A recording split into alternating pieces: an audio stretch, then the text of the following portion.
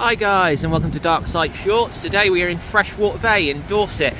Now, as some of you may already know, this is part of the Jurassic coast.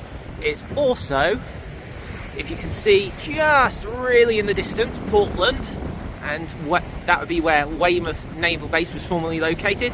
Now if we spin around the other way, we've got Lyme Regis, Golden Cap, and if you follow the coast down, eventually you'd get to Exeter and Plymouth. And because of that, at the time this area had some stonking beach defences.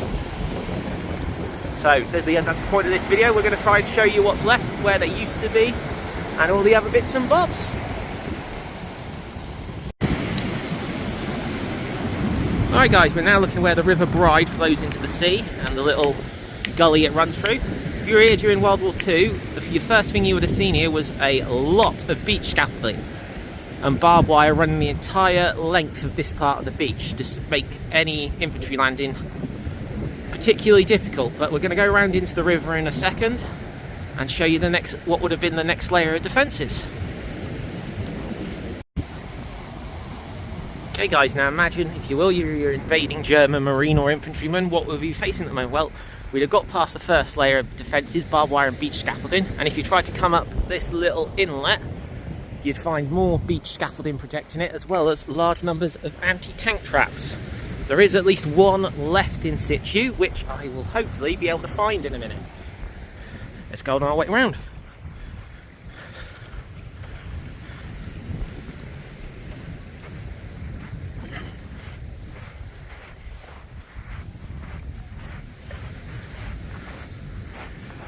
Alright, the anti-tank trap should be in that pile of rubble somewhere, so let's go and have a look.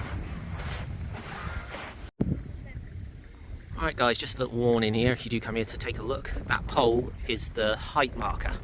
So I would be underwater most days, but someone has obviously cleared the blockage and it's, as you can see, got a lot shallower and wetter. So this is the first anti-tank block that's still in situ, but I am pretty sure that one there is also an anti-tank block. Okay, now we carry on.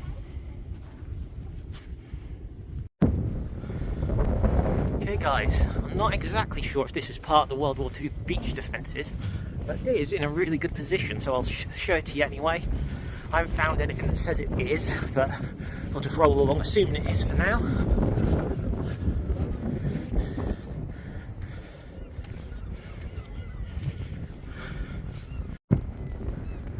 Okay, so that's the beach we just came from with the anti-tank blocks, running from roughly here all the way over to, if you see the Holiday Camps clubhouse with the grass roof over there, was a oofing great anti-infantry and anti-tank minefield.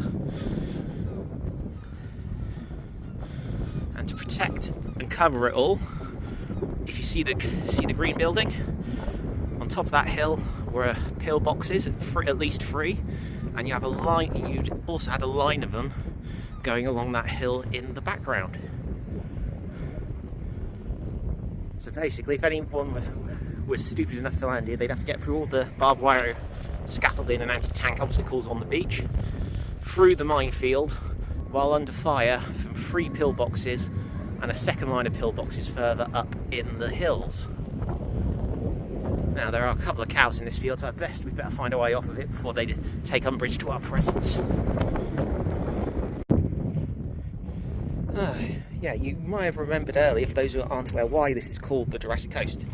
These are just some random beach defences piled up from random rock off the cliff, and I can literally count with my hand 1, 2, 3, 4, 5, 6 or so fossils just waiting to be excavated out. These are all from, obviously, the Jurassic period. I bet if I spent enough time here I'd be able to find a load more.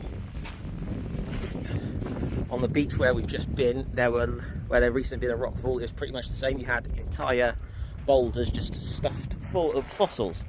But this is where I'm going to put the warning in. This is a special scientific interest area, you know, the SSSIs, so you are not allowed to come and hammer about the rocks. Not only is it very irresponsible, it is also extremely dangerous. Just Google Jurassic Coast rock slide.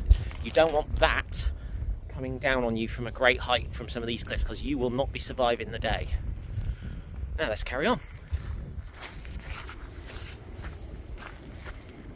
We're making our way now back out to the beach from whatever that structure was, back out to the beach.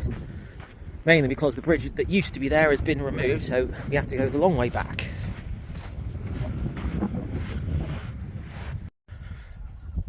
Alright guys, so if you're German and it was World War II and the invasion was on, we would now be under fire walking through a minefield.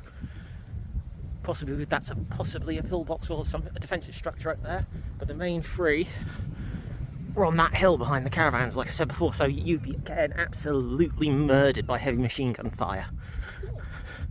And if for some reason you got past them, you'd still have all the pillboxes that were dotted along that hill able to rain fire down on you from higher up. So great fun. In a bit we'll go and sit up there and see if we can find any of the evidence of the remaining pillboxes. I know there's meant to be some intact up on the hills up there, but I've not been able to see them yet, so we might go and have a look at some point. Alright guys, this is the next bit of the video. You may notice the weather's changed slightly because this is being filmed 2 days after the rest of the video. We're on top of the hill that had the pillboxes. Whew. And we're just going to see if there's any actually up here, or any remains of them. Assuming they'd be about here, according to you can see the view they'd have of the beach and the routes off the beach. Now we know they were here because they are in some 1942 aerial photos according to EDOB, which are generally pretty good, even if they occasionally can get the directions or the exact location wrong. But for the life of me, it looks like they've been pretty much demolished. Got this hedge boundary here, a few bits of wood left in it, but nothing to the life of me that resembles a pillbox left standing. But from up here, it does give you a good view of the exits off the beach, which these pillboxes would have covered in combination with the minefields and the tank traps.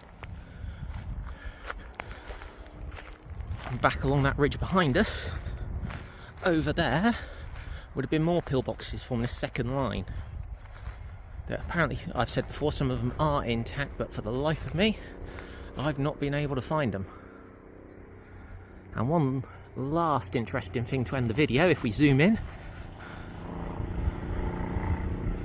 you may see the Trig Tower on top of the hill. Just to the right of that in a dip was a Cold War era rock post, one of the ones that survived the entire life of the Royal Observer Corps and its rock post period.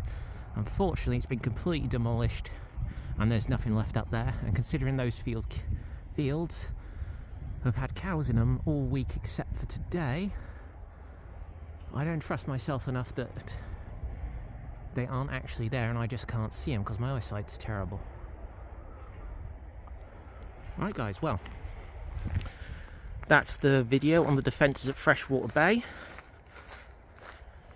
I will put some links to EDOB in the comment, down in the description, not the comment, silly Billy. And I hope you all have a good day. Don't forget to like, share, subscribe, and I will see you all again soon.